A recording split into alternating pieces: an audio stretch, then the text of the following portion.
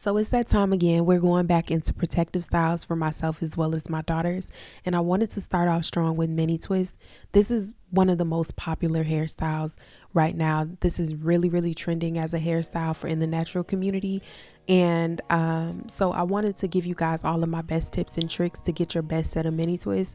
A lot of people tell me that they can never get their mini twists to look as full and fluffy as the ones that I do on myself as well as my daughters.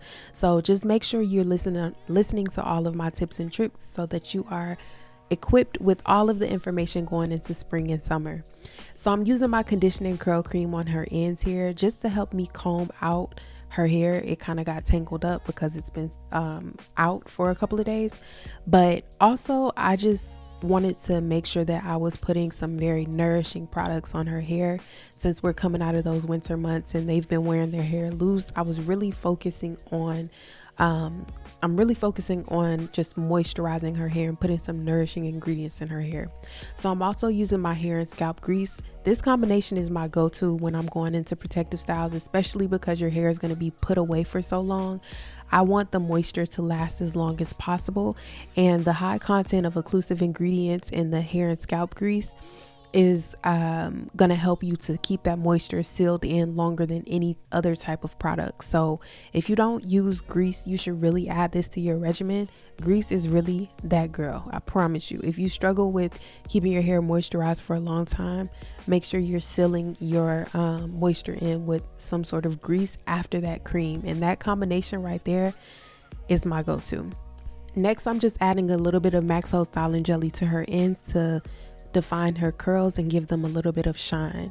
And there's not really much to how I'm doing these twists. The twists are very straightforward. You don't even have to part. If you're doing these on yourself, you can just grab your hair in the back. Just try to keep them as uniform in size as possible, but it's going to be so full looking that you won't even be able to see your scalp. And then the twists are just, one strand over the other.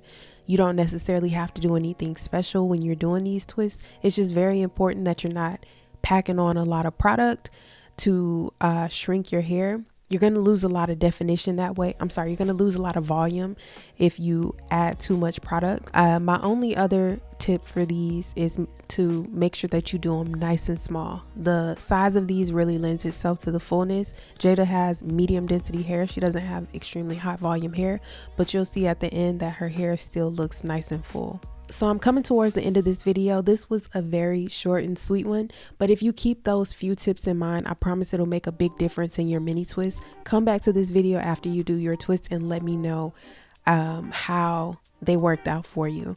Thank you so much for watching. Keep in mind you can get all of the products in this video at kellyloganhair.com, and make sure you use your code YouTube15 so that you can get 15% off of your first order. Stick around for the reveal, and I'll see you in the next one.